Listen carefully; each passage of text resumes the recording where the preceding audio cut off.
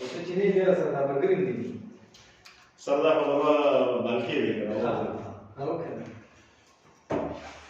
مو مين اللي كان اولي مكان وصل شيء ये 12 रोजगार इस्तेमाल USB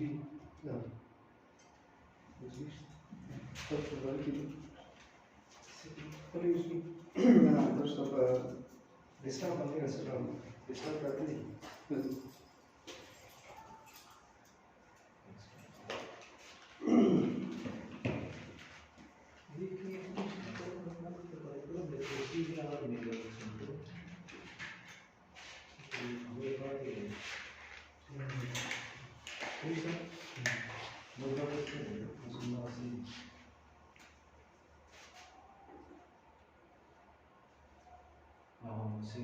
Seguimos en la texture.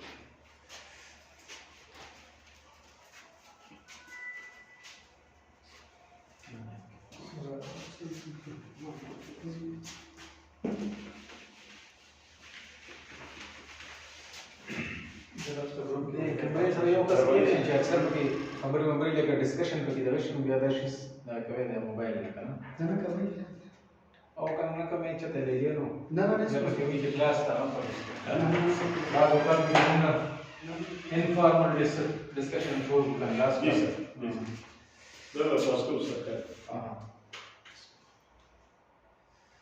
تاسو کوم ټاپک نو وروړي سر زما خو ذهن کې یو درسته دي نور کسان وروړي ما کلاس ډېر انټرېسټینګ کلاس شو بس موږ به سره دغه نو افسوس نشو سره دا کسان دغه وکړه نه نغی ټاپکس وروړي خیر ډېر خپل نه په ډېر په کې ان شاء الله دا چې یې ته کلیئر شي अच्छा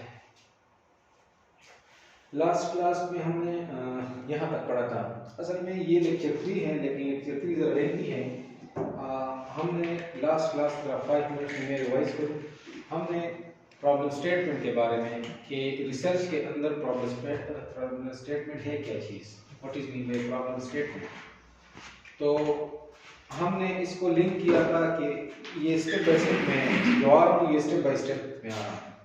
पहले हमने कहा था कि आपकी ऑब्जर्वेशन हो और फिर आपका रिसर्च क्वेश्चन हो। रिसर्च क्वेश्चन अगर आपके माइंड में आ गया, ऑब्जर्व किया और फिर रिसर्च क्वेश्चन आ गया, तो उस रिसर्च क्वेश्चन को हम टॉपिक में या टाइटल ऑफ द रिसर्च में कन्वर्ट करते हैं। तो उस क्लास में तो आप लोग थे, लेकिन उसके बाद जब हम सेलेक्ट करेंगे टॉपिक को, तो उस टॉपिक के अंदर एक चीज़ आती है प्रॉब्लम स्टेटमेंट, जो हमने लास्ट क्लास में डिस्कस किया था डिटेल में। तो what is mean by problem statement? Problem statement basically a statement which shows a issue or a problem in the society, in the organization, in the managerial decision। समझ आ रहे कि नहीं? मैनेजमेंट साइंस पढ़ रहे हैं तो मैनेजरियल डिसीजन में कोई प्रॉब्लम आ रहा है, कोई इशू आ रहा है, समझ आ रहे कि नहीं? लेट्स सपोज मैनेजरियल इश्यूज क्या है, लेट्स सपोज ऑर्गेनाइजेशन है, वी कैन से ब्रेन्स है, और ब्रेन्स की परफॉर्मेंस को या उसकी एम्प्लॉइज की परफॉर्मेंस को या इसकी फाइनेंशियल सिचुएशन को हम किस तरह इंप्रूव कर सकते हैं, ये एक प्रॉब्लम आ गया है। तो problem statement means the statement we can write about the issue और the problem that I feel, I observe, और we observe, we feel. So इसके बारे में जो हम स्टेटमेंट लिखते हैं, एक पैराग्राफ जिसमें हम इशू डिस्कस करते हैं कि why you select this topic, so because of this problem, because of this issue. तो इशू आया था, प्रॉब्लम आया था, उसकी वजह से हमने ये टॉपिक सेलेक्ट किया। सबसे पहले जब आप अपनी रिसर्च प्रेजेंट करेंगे ना, सबसे पहले आपको क्वेश्चन ये पूछेंगे कि why you select this topic. और भी एरियाज है और भी टॉपिक्स है, लेकिन आपने ये क्यों सेलेक्ट किया है। सो थ्रू इसका आंसर फिर क्या होगा, through this question, the answer of this question we can explain through problem statement. We can simply explain our problem statement कि this is a problem, this is an issue, that's why we select this topic। समझ आ रहे कि नहीं? समझ आ रहे कि नहीं?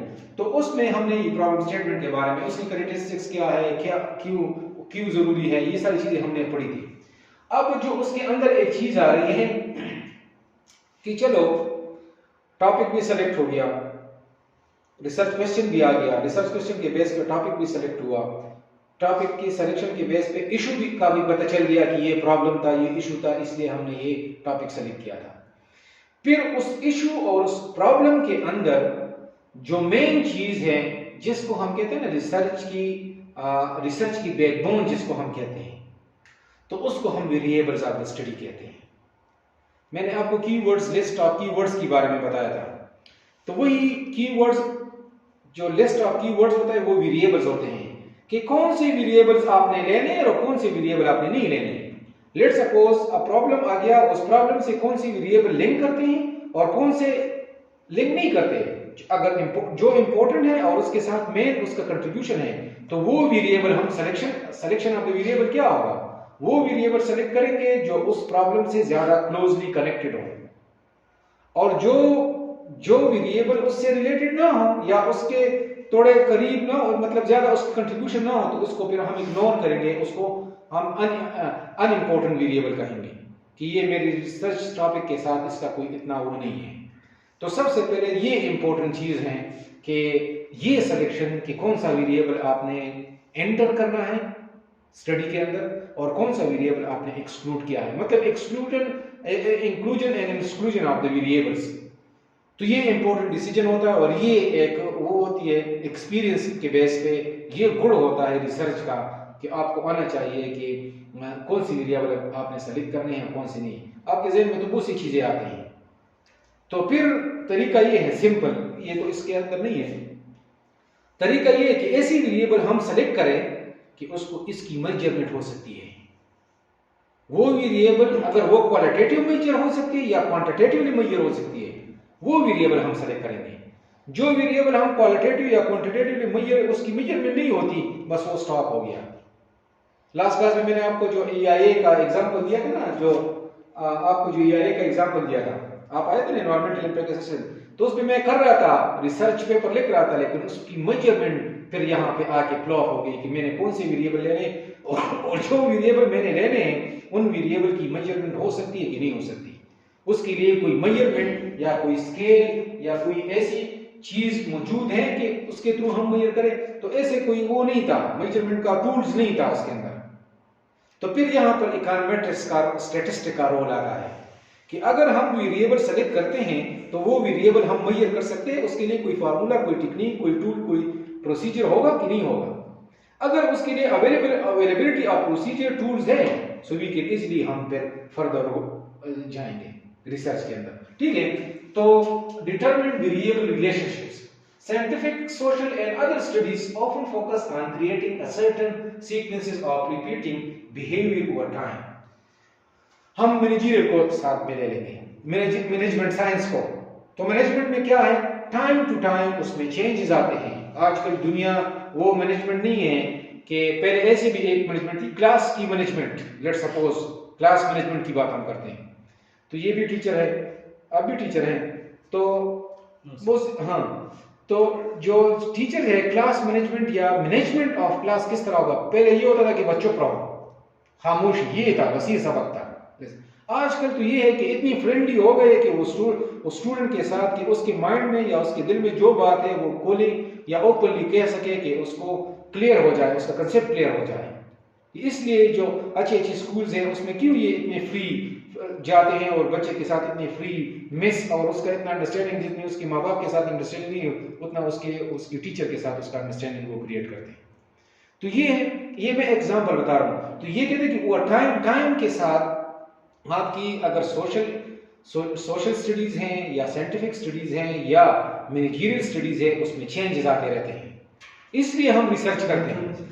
रिसर्च इसलिए करते हैं कि उस टाइम टू टाइम उसमें चेंजेस आते रहते हैं, और उस चेंजेस को हम क्या कहते हैं, उसका इफेक्ट मालूम करने के लिए उसका जो प्रॉब्लम है, और उस टाइम के साथ नए नए प्रॉब्लम भी क्रिएट होते हैं। तो जब प्रॉब्लम क्रिएट होते हैं तो उस पर रिसर्च करना पड़ता है, तो उस पर हम रिसर्च करते हैं। तो इसलिए ये कहते हैं कि scientific, social and other studies often focus on creating a certain sequences of repeating behaviour over time. What does your project entail completing the entire process involve। तो ये उसके अंदर ये सिलेक्शन ऑफ द वेरिएबल या determination of the variable, या relationship variables के दरमियान relationship क्या है? लेट्स सपोज ऐसा रिलेशनशिप कि अगर उसके दरमियान दो वेरिएबल्स के दरमियान रिलेशनशिप बनता नहीं है और उसको अगर हम लेते तो उसका आपस में कोई ताल्लुक ही नहीं, तो किस तरह मैं मालूम करूंगा? तो सबसे पहले जो भी वेरिएबल्स आप लेंगे, लेट्स सपोज मैनेजमेंट साइंस में अगर हम एग्जांपल लेते हैं, लास्ट क्लास में हमने एक रिसर्च पेपर्स डिस्कस किया था। एक था परफॉर्मेंस, ऑर्गेनाइजेशन की परफॉर्मेंस थी और साथ में उसका क्या थे, प्रैक्टिसेस थे कि क्या, तो उन दोनों वेरिएबल्स के दरमियान रिलेशनशिप। या लेट्स सपोज मैंने आपको सिंपल एक एग्जांपल बताया था कि ऑयल प्राइसेस हैं, लेट्स सपोज पेट्रोल प्राइसेस हैं और उसका कंज्यूमर की जो डिमांड है उसके साथ उसका क्या ताल्लुक है? तो ताल्लुक है, समझ आ रहा है कि नहीं? और ये ताल्लुक कहां से पता चलेगा? वेरिएबल का सही तरीके से आइडेंटिफिकेशन हम कहां से करेंगे? जब हमारे पास थ्योरी हमारी क्लियर हो। हमें अगर थ्योरी का पता हो कि हाँ इन दोनों वेरिएबल्स के दरमियान बॉन्डिंग है, रिलेशनशिप है, तो हम उसको इजीली कैलकुलेट कर सकते हैं, मेजर कर सकते हैं और उसका हमें पता चलता है कि इन दोनों वेरिएबल्स के दरमियान रिलेशनशिप पॉजिटिव है कि नेगेटिव है। समझ आ रहे कि नहीं? तो पॉजिटिव रिलेशनशिप या नेगेटिव रिलेशनशिप का मतलब ये है कि एक वेरिएबल ज्यादा होता है तो उसकी वजह से क्या इफेक्ट होता है, दूसरी वेरिएबल में कोई चेंज आता है कि नहीं आता? समझ आ रही है मेरी बात कि नहीं? तो इसलिए ये कहते हैं कि identifying the variable that affect possible solution to your research problem. Problem कहां पे है? रिसर्च प्रॉब्लम से बात शुरू हुई है। जब रिसर्च प्रॉब्लम है तो उस रिसर्च प्रॉब्लम के लिए हम वेरिएबल्स ढूंढते हैं कि आया जो रिलेशनशिप वेरिएबल्स के दरमियान मैं फाइंड आउट कर रहा हूं उससे मेरा रिसर्च प्रॉब्लम सॉल्व हो सकता है कि नहीं हो सकता। थीसिस का मतलब क्या है? रिसर्च का मतलब क्या है? एमफिल या एमएस थीसिस का मतलब क्या है? We can solve research problem क्या है? We can solve the issue, we can solve the problem through investigation. Simple उसकी डिफिनेशन मैंने बताई थी आपको, इस नोट्स में है डिफिनेशन कि क्या है उस प्रॉब्लम या उस इशू को थ्रू इन्वेस्टिगेशन। मींस किस तरह नहीं कि मैंने वर्बली कहा कि इस प्रॉब्लम को इस तरह सॉल्व करेंगे, नहीं। उसका तरीका क्या होगा? जब मैं टाइटल सेलेक्ट करूंगा, टॉपिक सेलेक्ट करूंगा, प्रैक्टिकली वो हैंड रिटन में विजुअली मेरे पास होगा, उसका कंसेप्ट मेरा क्लियर होगा। दूसरा ये है कि प्रॉब्लम स्टेटमेंट में लिखूंगा कि इशू कहां से आया है और उस इशू पे मैं वेरिएबल्स को ढूंढूंगा। वेरिएबल मेरे पास आ गए, वेरिएबल मेरे पास आ गए तो वेरिएबल के दरमियान रिलेशनशिप और उनका इफेक्ट, आपस में इफेक्ट या रिलेशनशिप या को रिलेशनशिप मालूम करके उस प्रॉब्लम को किस हद तक मैं सॉल्व कर सकता हूं। समझ आ रहा है कि नहीं? तो इसको हम क्या कहते हैं कि डिटर्मिनेशन ऑफ जो है रिलेशनशिप। ठीक है,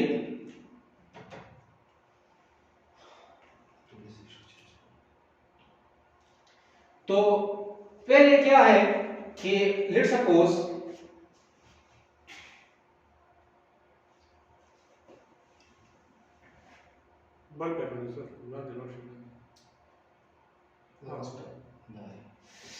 तो सबसे पहले क्या होना चाहिए? Identify the variable that affect possible solution to your research problem. Second क्या है? Deciding on the degree to which you can use and control all of them for the study purpose. Degree of variable की बात कर रहा है, degree of variables. What is mean by degree of variables? Degree जानते हैं? जाविया एक तो mathematical degree, एक हमारे पास डिग्री होती है ना, हम डिग्री हासिल करते हैं, डिग्री लेवल। समझ आ रहे कि नहीं? तो ये कहते हैं deciding the degree to which, कि किस लेवल तक हम वेरिएबल की रिलेशनशिप को मालूम करने के लिए, उस प्रॉब्लम को सॉल्व करने के लिए कौन सा लेवल ऑफ वेरिएबल मालूम करेंगे, कौन सा डिसाइड करेंगे कि वेरिएबल को किस हद तक हमने सॉल्व कर रहे हैं, वेरिएबल को किस तरह हमने उसके दरमियान रिलेशनशिप वेरिएबल्स के दरमियान और उसका इफेक्ट किस लेवल तक हमने मालूम करना है। हमें कौन कौन से वेरिएबल्स के लिए डेटा इंफॉर्मेशन की जरूरत होगी। सिंपल इसका मतलब ये है। नंबर 3 जो है determining functional relationship between existing variable. Functional क्या है? हम लेते हैं ना मैथमेटिक्स में कि y is the function of x, तो इसका मतलब ये y x जो है y का फंक्शनल है ना, कि अगर x में चेंजेस आते हैं तो उसकी वजह से y में चेंज होगी, इसका ये फंक्शन है। तो ये क्या कह रहे हैं कि determining the functional relationship between the existing variables. Existing variables के दरमियान हम फंक्शनल रिलेशनशिप मालूम करेंगे। तो इसलिए हमेशा जो मॉडल होता है ना, मॉडल, तो मॉडल हमेशा इस तरह होता है कि लेट्स सपोज मॉडल को हम लिखते हैं ना हमेशा कि किस तरह लिखते हैं, उसका फॉर्म किस तरह होगा मॉडल का, कि हम कहते हैं y is the function of x. So this simple equation. और फिर उसके अंदर हम डालते हैं कि yi,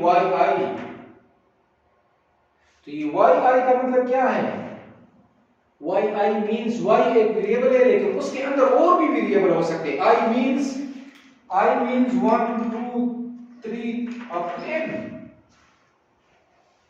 तो ये डिपेंडेंट वेरिएबल, ये डिपेंडेंट है क्योंकि ये x पे डिपेंड कर देना, ये फंक्शन है, इसमें चेंजेस आते रहते हैं तो उसकी वजह से इसमें चेंजेस आते रहते हैं.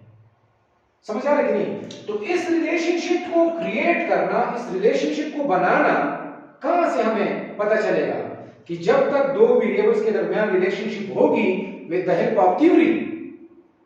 फर्स्ट वी स्टडी थ्योरी, कोई भी थ्योरी, मार्केटिंग की थ्योरी हो, एचआर की थ्योरी हो, फाइनेंस की थ्योरी हो, और उस थ्योरी को हम बेस बना के कि हाँ दो वेरिएबल्स के दरमियान रिलेशनशिप है, तो इसमें कौन सा फंक्शनिंग वेरिएबल है, कौन सा डिपेंडेंट वेरिएबल है और कौन सा इंडिपेंडेंट वेरिएबल है, तो वहां से हमें पता चलेगा. इस तरह भी नहीं कि एक डिपेंडेंट है और दूसरा इंडिपेंडेंट है, और आपको डिपेंडेंट की जगह इंडिपेंडेंट करें और इंडिपेंडेंट की जगह डिपेंडेंट, तो आप सारा रिलेशनशिप खराब कर दो. समझ आ रहा है कि नहीं? तो इसको क्लियर करने के लिए आपकी थ्योरी बैकग्राउंड स्ट्रांग होना चाहिए कि अगर आपकी उस सब्जेक्ट का थ्योरी स्ट्रांग हो. इसलिए तो हम जब रिसर्च एमएससी या पीएचडी करते हैं तो पहले कोर्स वर्क पढ़ते हैं और उसके बाद फिर रिसर्च करते हैं. जब तक हमारी कोर्स वर्क कंप्लीट नहीं होती स्ट्रांग, आजकल जितनी भी रिसर्च हो रही है, जितनी भी डिग्रीज हैं, चाइना देते हैं, जर्मनी देते हैं, इंग्लैंड देते हैं, इवन कनाडा और अमेरिका के अलावा, कनाडा अमेरिका ऑस्ट्रेलिया के अलावा जितनी भी डिग्रीज देते हैं ये सारी रिसर्च बेस्ड डिग्री है. कोर्स वर्क नहीं पढ़ाते, सिर्फ रिसर्च आप पे करा देते हैं, रिसर्च पेपर पब्लिश कर देते हैं और आपको डिग्री पीएचडी की दे देते हैं. तो इसलिए उसकी डिग्री इतनी अच्छी नहीं है दुनिया में. डिग्री वो अच्छी है कि जब आपको पहले कोर्स वर्क पढ़ाया जाता है, आपको उस सब्जेक्ट का मास्टर बना लेते हैं, का आपका सब्जेक्ट कमांड हो, सब्जेक्ट पे कंट्रोल हो, कंसेप्ट आपका क्लियर हो, तो फिर आप, मैंने उस दिन भी आपको बताया था कि जब तक आपकी कंसेप्ट क्लियर ना हो तो आप अच्छी रिसर्च टॉपिक तलाश नहीं कर सकते, सर्च नहीं कर सकते. जब आपका कंसेप्ट क्लियर हो, रिसर्च पे कंट्रोल, सब्जेक्ट पे कंट्रोल हो, कमांड हो, तो आप उसकी बारीकियों में जाके रिसर्च पे करते हैं. समझ आ रहे हैं कि नहीं? आपके ज़हन में बहुत सी चीजें आ जाती हैं कि इस पे करनी चाहिए, इस पे करनी चाहिए ऑटोमेटिकली, जब तक आपका थ्योरेटिकल बैकग्राउंड आपका स्ट्रांग ना हो. समझ आ रहा है कि नहीं? तो ये कह रहे कि determine functional relationship between exist. खैर ये तो हम बाद में पढ़ाएंगे, ये फिर 6-7 चैप्टर में मैं आपको डेटा एनालिसिस में ये मजीद पर एक्सप्लेन करूंगा. इसमें मेरा टाइम उस पर लगाने की जरूरत नहीं है, ठीक है? मैं वो कंप्लीट एक्सप्लेन करूंगा, एक चैप्टर है कंप्लीट, ठीक है, मॉडल्स और उस पे, तो उसमें आपको क्लियर हो जाएगा. नंबर 4 जो है, choose the most critical variable for a solution of your research problem. Critical मैंने आपको बता दिया स्टार्ट में कि जो वेरिएबल आपके टाइटल या आपके टॉपिक से, आपकी प्रॉब्लम से ज्यादा लिंक करते हो या इंपॉर्टेंट हो, उसको आप इंक्लूड करेंगे, और जो आपकी उसमें क्रिटिकल ना हो, इतने इंपॉर्टेंट ना हो, उसको एक्सक्लूड करेंगे. अगर आपने जो गैर जरूरी वेरिएबल है उसको मॉडल में इन किया और जो जरूरी वेरिएबल है उसको मॉडल से आउट किया, तो उसका बिहेवियर या उसका रिलेशनशिप फिर से आपको नजर नहीं आएगा. आप कभी भी एग्जैक्ट रिलेशनशिप मालूम नहीं करेंगे. एग्जैक्ट आपके दरमियान जो थीसिस का जो मकसद है, जो चीज आप फाइंड करना चाहते हैं, वो कभी भी अचीव नहीं होगा. आपका जो गोल है थीसिस का, वो कभी भी अचीव नहीं होगा. तो इसलिए ये जरूरी है कि आपने क्रिटिकल वेरिएबल्स को देखने हैं कि कौन सा वेरिएबल इस प्रॉब्लम को सॉल्व करे. मैं सिर्फ आपको एक एग्जांपल बता रहा हूं. हम कहते हैं ना, एक थ्योरी है जिसको साइकोलॉजिकल लॉ ऑफ कंजम्पशन कहते हैं, थ्योरी है, ये मैनेजमेंट साइंस में भी यूज होता है ओवरऑल. ये है कि हम कहते हैं, कीनेजियन एक इकोनॉमिस्ट है, वो कहता है, कीनेजियन, जेएम कीन्स, जॉन माइनॉट कीन्स उसका नाम है, उसने एक थ्योरी बताई और ये कहते हैं कि साइकोलॉजिकल लॉ ऑफ कंजम्पशन का नाम दिया है कि this is the psychology of the consumer, this is psychology of the house hold. कि अगर आपकी इनकम इंक्रीज होती है तो आपकी कंजम्पशन भी इंक्रीज होती है, अगर आपकी इनकम डिक्रीज होती है तो आपकी कंजम्पशन भी डिक्रीज होती है. ये कहते हैं ये साइकोलॉजिकल लॉ ऑफ कंजम्पशन है. This is the statement of the theory कि if other thing remaining the same, if the income of the consumer increases the consumption also increases, and if the income of the consumer decreases the consumption also decreases, but not at the same rate. दोनों का rate same नहीं होगा। मतलब अगर income 10,000 है और वो 15,000 हो जाए, हाफ उसमें इंक्रीज आ गया। कंजम्पशन 10,000 इनकम थी तो कंजम्पशन आपके पास कितनी थी, लेट्स सपोज 8,000 थी, समझ आ रहे कि नहीं? तो आपने 2,000 आपका सेविंग था। जब आपकी इनकम 15,000 हो गई तो आपकी कंजम्पशन भी इंक्रीज हो गई, लेट्स सपोज 8,000 से 12,000 हो गई, अब आपकी 3,000 कंजम्पशन है। तो इनकम इंक्रीज होता है, कंजम्पशन भी इंक्रीज होता है, लेकिन डेट उस रेट से नहीं जिस रेट से इनकम इंक्रीज होता है, because there is the concept of saving. वहां पर एक कंसेप्ट आ जाते हैं ज़िक्र खलबी का जिसों मालदारी के साढ़े शुमी। तो जब आप ज्यादा इनकम कमाते हैं तो उसमें सेविंग का फैक्टर आ जाता है कि आप ज्यादा सेव नहीं करते। तो दिस इज द साइकोलॉजिकल। अब ये सिर्फ मैं आपको एग्जांपल दे रहा हूँ, ये नहीं कि आप स्टडी करें ये थ्योरी, सिर्फ एग्जांपल बता दे रहा हूँ कि जॉन मायनार्ड कीन्स जो है वो कहते हैं कि ये this is the psychology of the consumer of the house hold, कि ऑटोमेटिकली अगर एक बंदे के पास, ये जरूरी नहीं है कि उसके लिए एक बंदा पढ़ा लिखा हो, नहीं, ये आम बंदे पे ये अप्लाई होता है कि जब भी किसी के बंदे के पास पैसे आते हैं तो उसकी consumption automatically, we are almost सारे सैलरी ग्रुप हैं, सैलरी लेते हैं ना, तनख्वाह लेते हैं, जॉब करते हैं, किसी की 50,000 होगी, किसी की 20,000 होगी, किसी की 10,000 होगी, किसी की 1 लाख होगी। तो ऑटोमेटिकली जब आप इनकम लेते हैं ना, आपकी जब सैलरी के दिन आ जाते हैं तो फिर आप जरा खुला खर्च करते हैं, और जब कम हो जाता है आपको पता चल जाता है कि बस आप, तो फिर आप स्लो हो जाते हैं। समझ आ रहे कि नहीं? तो दिस इज साइकोलॉजी। इस थ्योरी को आप देखें तो हर एक बंदे की लाइफ में ये इंप्लीमेंटेड है और अप्लाई करते हैं लोग। तो यहां पर हम कहते हैं कि चूज द मोस्ट क्रिटिकल वे। तो अब इसमें ये कंजम्पशन, इसकी जगह अगर मैं लिखूं consumption C is the function of income, Y को हम इनकम कंसेप्ट लेते हैं, या यहां पे इस तरह लिखूं कि इनकम आपको और समझ आ जाए, और ये यहां पे मैं लिखता हूं कंजम्पशन। समझ आ रहा है कि नहीं? क्लियर हो गया? अब ये कंजम्पशन, ये इस पॉइंट को मैं डिस्कस कर रहा हूं, ये मैं डिटेल में डिस्कस करूंगा, लेकिन ये 4, 5, 6 लेक्चर में है कि कंजम्पशन डिपेंड करता है इनकम पे। समझ आ रही?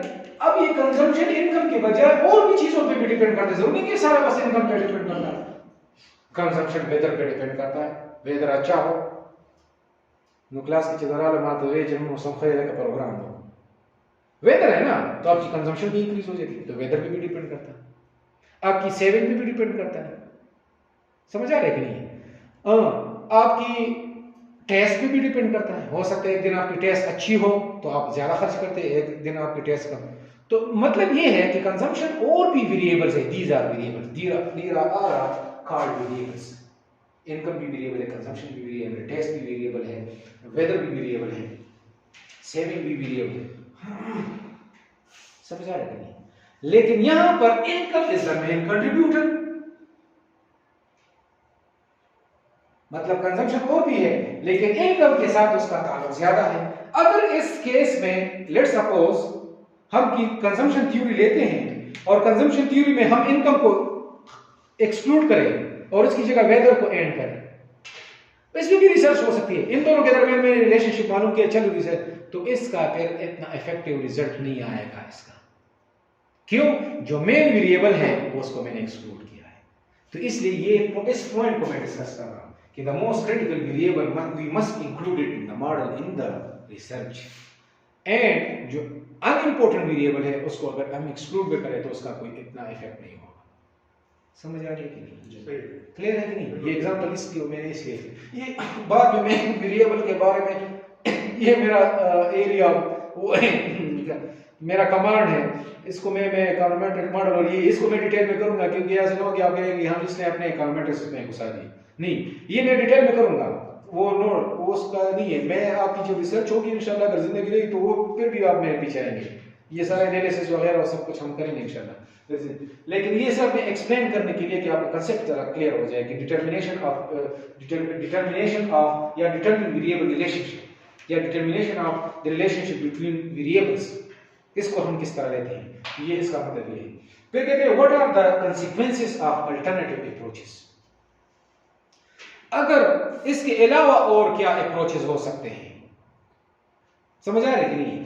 तो फिर वो क्या, there are different consequences that each course of action or approach can bring, and that's why you need to anticipate them. Why communicate possible outcomes? It is primary goal of any research process. समझ आ रहा है कि नहीं? इसका मतलब क्या है कि what are the consequences of alternative approaches? consequences जानते हैं? नताइज किसी चीज़ के, किसी लेट सपोज हमने रिसर्च किया, हमने कोई अप्रोच, कोई टूल, कोई प्रोसीजर अप्लाई किया, तो उसका नताइज क्या सामने आए और उसके अल्टरनेटिव अप्रोचेस क्या है। तो रिसर्च में हम ये पढ़ते, ये नहीं है कि हम इस मेथड को यूज करेंगे, इससे जो भी रिजल्ट नहीं, अगर उससे रिजल्ट सही नहीं आता तो उसका अल्टरनेटिव कोई होगा, दूसरे अप्रोच पे चाहेंगे। तोड़ नहीं होता जिसको हम तोड़ कहते हैं ना, तो इसका अगर एक प्रोसीजर से नहीं होता तो दूसरा उसके लिए होगा, सोल्यूशन होगा। डिपेंड करता है एक्सपर्टीज पे। अगर एक्सपर्ट हो तो वो आपको कहेंगे कि नहीं इससे ना करो, इससे करो, ठीक है। रिसर्च पे तो हम सिर्फ गाइडलाइन देते हैं ना। स्टूडेंट अगर फंस जाए जी सर जी सब्जेक्ट ये सब प्रैक्टिकल है ना, मैं ऊपर से दता सुनो तो प्रैक्टिकल को कौन हबी लगा रिसर्च पेपर होगा, मतलब ताज़ प्रैक्टिकली शो करे हो गया, मुझे डिटरमाइन वेरिएबल रिलेशनशिप होता है, ताज़ मुझे प्रैक्टिकल है, सिला का मतलब दादी से शेयर जो मुंबई के लिए क्यों ना, अच्छा वो ताज़ थ्योरी है मुझे ठीक है। असल में ये है, एक तो प्रैक्टिकल है जो मैं आपको जुबानी बताऊंगा, एक कॉपी है कि किसी ने रिसर्च किए या रिसर्च पेपर्स है वो ले आके मैं आपको प्रेजेंट करूँ, तो वो सिर्फ एक है। मैं आपको ये जो पढ़ा रहा हूँ ना, ये बेस है। फिर मैंने आपको बताया था कि हर एक बंदा अपना अपना टाइटल सेलेक्ट करे, फिर हर एक बंदे का अपना रिसर्च होगा, ये तो जर्नल के लिए है, सबके लिए है। लेकिन इसने जो टॉपिक सेलेक्ट किया उसका अपना एक एरिया है, इसका अपना है, इसका अपना है। मैंने आपको बता दिया कि मैं हर एक इंडिविजुअल बंदे के साथ आप अपना टॉपिक जो इसमें इंटरेस्ट लेना चाहते हैं, आप अच्छे अच्छे टॉपिक ले, उसमें मैं आपको तरीक़ेकार समझाऊंगा कि इस पे आर्टिकल किस तरह पब्लिश डाउनलोड करने हैं, आर्टिकल्स का स्टडी का तरीका क्या है, रिसर्च पेपर क्या होता है। रिसर्च पेपर बेसिकली है थीसिस है, लेकिन मैंने आपको बताया था कि रिसर्च पेपर और थीसिस में ये फ़र्क है कि थीसिस 2-3 ऑब्जेक्टिव 4 ऑब्जेक्टिव होते हैं और रिसर्च पेपर या रिसर्च आर्टिकल एक ऑब्जेक्टिव। लेट्स सपोज आप थीसिस करते हैं ना एमएस के, तो आपने 4 ऑब्जेक्टिव रखे हैं कि ये मैं फुलफिल करूंगा, और उस 4 ऑब्जेक्टिव में एक ऑब्जेक्टिव आप लेते हैं और उसको पब्लिश कर देते हैं। समझ आ रहे कि नहीं? तो हर एक ऑब्जेक्टिव के लिए अपना फार्मूला, अपना प्रोसीजर, तरीकेकार सब कुछ होगा। आप क्योंकि नए हैं ना, आपका इतना वो नहीं है, तो अगर इससे मतलब सिंपल तो मैं नहीं, लेकिन ये तब आपको समझ आएगा जब ये कोर्स हम एंड तक जाएंगे ना, और आपको फिर मैं असाइनमेंट, ये इसलिए मैंने लास्ट क्लास में मैंने आपको टॉपिक क्या पर यूनिवर्सिटी के कोई भी टॉपिक ले आए, गलत हो ठीक हो जो भी हो, तो इससे आपका इंटरेस्ट शो हो जाएगा कि हाँ इस बंदे का इंटरेस्ट कहाँ पे है, ठीक है। तो ये थ्योरेटिकल पेपर में आप कल आपका मिड टर्म पेपर होगा, तो मिड टर्म में आप क्या लिखेंगे, तो उसके लिए भी कुछ मटेरियल, कुछ नोट्स, कुछ चीजें होनी चाहिए ना। पेपर तो मैं इन चीजों से लाऊंगा, समझ आ रहा है कि नहीं? तो प्रैक्टिकली जो रिसर्च है, हम तो कोर्स को भी कवर करेंगे ना। लास्ट क्लास में भी मुझे बताया गया है, ये जो कोऑर्डिनेटर है, कि आप कोर्स की भी ज़्यादा वो करें, क्योंकि हम 6 वीक बस इससे मिड टर्म लेंगे। तो अगर मैं ये प्रैक्टिकल शुरू हो जाए, मुझे तो बड़ा मजा आता है प्रैक्टिकल का। प्रैक्टिकल इसलिए मजा आता है कि उसमें स्टडी करने की जरूरत नहीं होती, बस ये जो चीज़ यहाँ पे पड़ी है बस वो मुझे पता है, प्रोसीजर है रिसर्च का, एक स्टेट बाय एक प्रोसीजर है, बस वो हर एक बंदे के। लेकिन अब वो अगर आपको समझ आ गया तो उसको फिर रटा करने की जरूरत नहीं होती, समझ आ रही है थ्योरी। वो जो मुझे याद है, मैं तो आपको मैं ये कह रहा हूँ कि आप 4-5 घंटे बैठ जाए तो मैं आपको सारा रिसर्च समझा दूंगा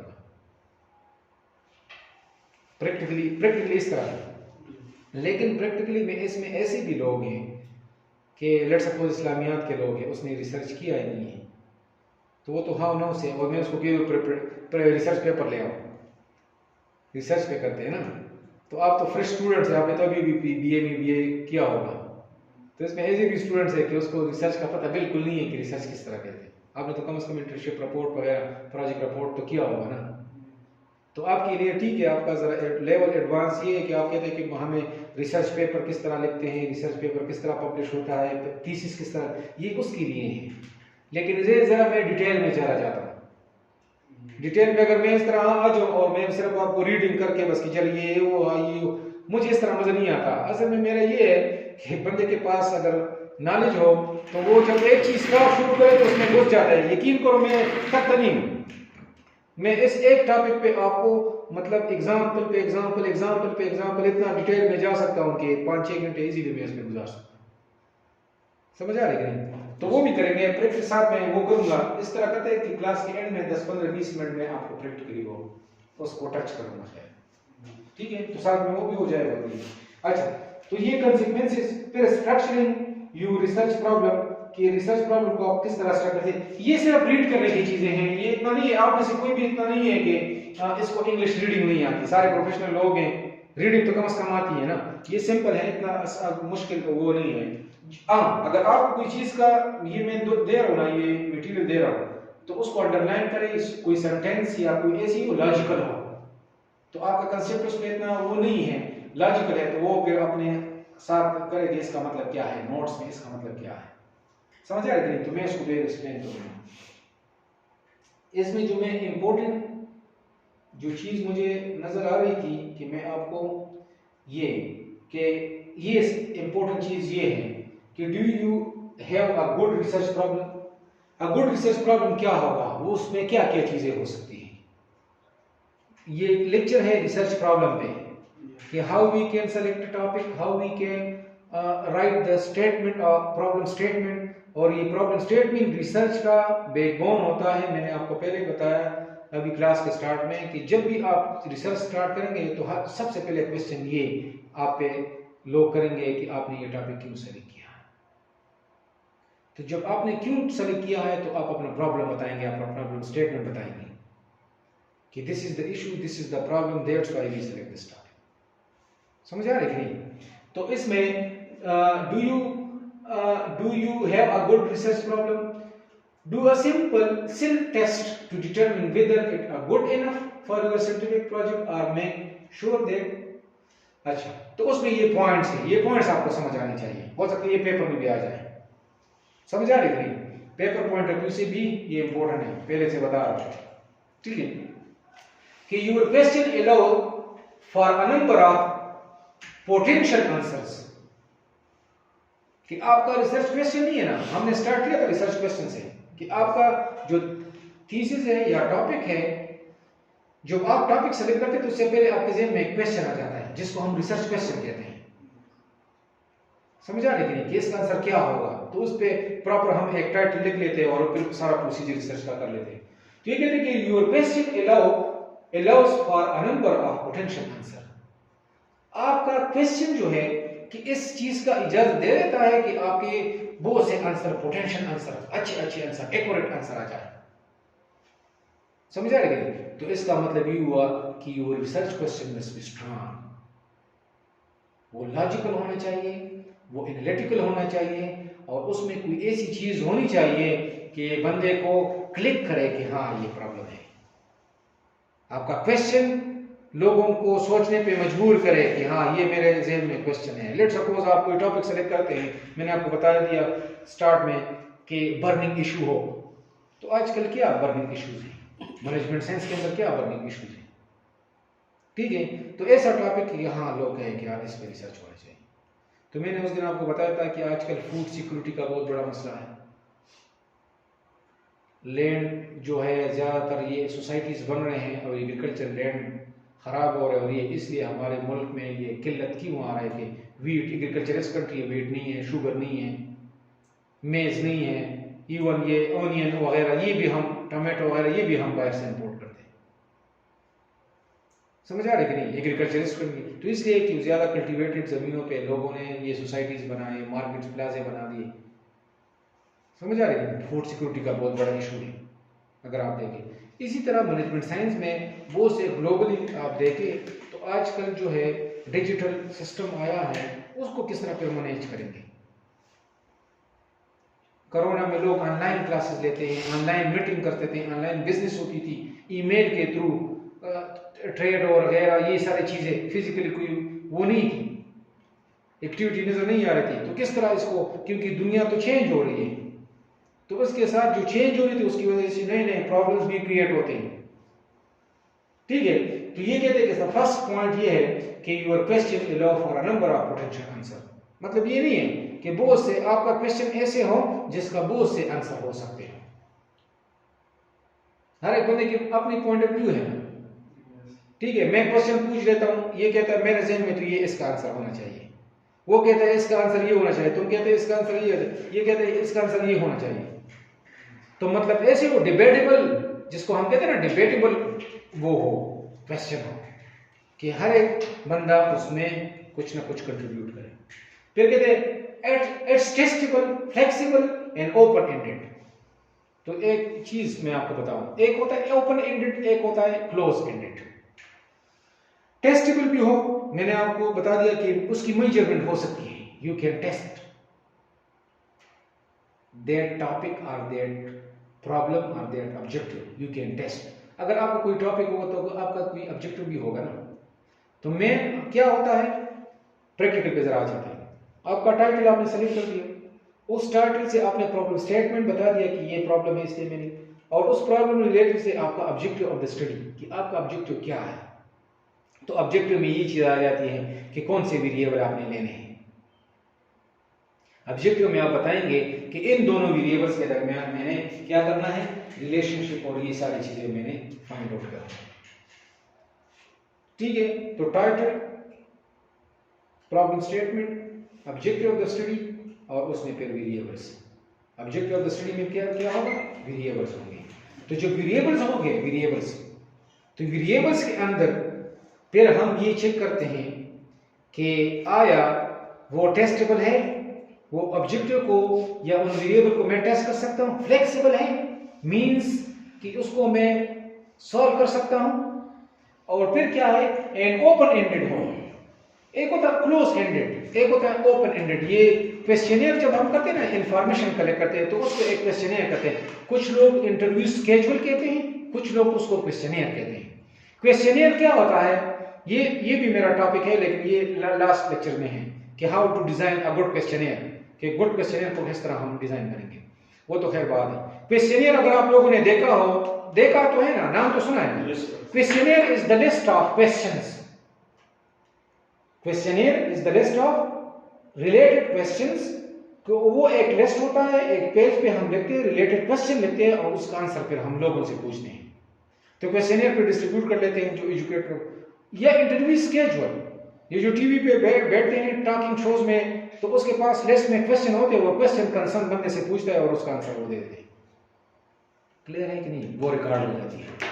तो कुछ लोग इंटरव्यू स्केड्यूल भी कहते हैं, कुछ लोग क्वेश्चनियर। तो क्वेश्चनियर में फिर दो किस्म के क्वेश्चन होते हैं, एक होते हैं क्लोज एंडेड क्वेश्चन, एक होते हैं open ended question. Open ended question ये होता है कि हर एक के सामने आप खुली ओपन कर सकते हैं। आप कहते हैं कि आपका नाम क्या है, लेकिन फीमेल के लिए पठानों में ये भी एक बड़ा वो है, उसके लिए फीमेल के लिए फिर ये क्लोज एंडेड हो गया। आप सबके सामने उसका नाम उससे नहीं पूछ सकते। समझ गए ना? Yes. मतलब मैं जाता हूँ और जाके किसी गांव में डेटा कलेक्ट करता हूँ, और वहां पे मैं औरतों से डेटा कलेक्ट करता हूँ उसके नाम, तो ये बहुत बड़ा वो होगा। समझ आ रही नहीं? तो ओपन एंडेड क्वेश्चन ये है कि लेट्स सपोज मेल से मैं क्वेश्चन करता हूँ कि आपका नाम क्या है, आपकी एज क्या है, आपका इनकम क्या है। समझ आ रही कि नहीं? आपका जेंडर का तो पता चल जाता है, लेकिन ये सारे ओपन एंडेड क्वेश्चन है। क्लोज एंडेड क्वेश्चन ये है कि लेट सपोज उसकी ऐसी कोई चीज या ऐसी इंफॉर्मेशन, अब इनकम बाज़ औक़ात आपकी क्लोज एंडेड में आ जाता है। लेट सपोज लोग डरते हैं कि ये तो इनकम टैक्स वाले नहीं है कि मेरा इनकम मुझसे पूछ रहे। समझ आ रहे कि नहीं? तो उस सेंस में ये क्लोज एंडेड बन गया। क्लोज एंडेड मींस कि वो आप उससे ओपनली पूछ नहीं सकते। क्लियर है कि नहीं? यहां पर हम कहते हैं कि ऐसा रिसर्च क्वेश्चन होना चाहिए, ऐसा क्वेश्चन होना चाहिए कि वो टेस्ट ऑब्जेक्टिव ऐसा रिसर्च की होनी चाहिए कि वो टेस्टेबल भी हो, फ्लेक्सिबल भी हो और ओपन एंडेड हो, कि सबके सामने मैं उससे पूछ सकता हूं। तो this is the second criteria, कि आपका क्राइटेरिया ये है कि गुड रिसर्च प्रॉब्लम क्या होगा कि वो टेस्टेबल भी होगा, वो फ्लेक्सिबल भी होगा, ओपन एंडेड भी होगा। नंबर 3 क्या है? You have the evidence necessary to address it. क्या है? आपके पास एविडेंस होना चाहिए कि उस रिसर्च प्रॉब्लम को आप इजीली एड्रेस कर सकें। इस तरह नहीं कि हवा में आप कहेंगे कि बस ये प्रॉब्लम तो, और ये नहीं, विद जस्टिफिकेशन आप बताएंगे कि ये इशू मैंने इसलिए सेलेक्ट किया, ये टॉपिक इसलिए सेलेक्ट किया है कि ये इशू आ रहा था। या लोगों के पास रिसर्च पेपर्स का हवाला आप देंगे, रेफरेंस देंगे कि फलाने ने भी इस पे किया है, फलाने ने भी इस पे किया है, फलाने ने भी इस पे किया और इसलिए प्रॉब्लम आ रहा है। या पाकिस्तान में नहीं हो रहा, किसी और मुल्क में हुआ है, उस मुल्क में भी ये प्रॉब्लम था, इस मुल्क में भी ये प्रॉब्लम था और मेरे मुल्क में भी ये प्रॉब्लम आ गया, तो इसको इसलिए हम सॉल्व कर सकते। तो आप उसको एड्रेस करेंगे। मतलब ये है कि रेफरेंस विद एविडेंस। रिसर्च में मैंने उस दिन भी आपको बताया था स्टार्ट में कि रिसर्च में विदाउट रेफरेंस अपनी तरफ से आप कुछ नहीं कह सकते। उसके लिए रेफरेंस, हर एक चीज, जो भी स्टेटमेंट, जो भी पैराग्राफ, जो भी चीज आप लिखेंगे उसका रेफरेंस होना चाहिए। सिर्फ फर्क ये है कि अगर उस बंदे का आप सेम टू सेम उठाएंगे और लिखेंगे तो वो प्लेजरिज्म में आ जाएगा। प्लेजरिज्म मींस कॉपी पेस्ट जिसको हम कहते हैं। जानते हैं प्लेजरिज्म ना? ठीक है। और अगर उस वर्ड्स को हम चेंज करें, कंसेप्ट वही होगा, आइडिया वही होगा, थीम वही होगा, लेकिन उसकी वर्डिंग को हम चेंज करें, अपनी वर्डिंग में उसको कन्वर्ट करें, तो उसको हम फिर रिसर्च कहते हैं कि ये रिसर्च है। तो इसलिए लोग कहते हैं ना कि रिसर्च क्या चीज है,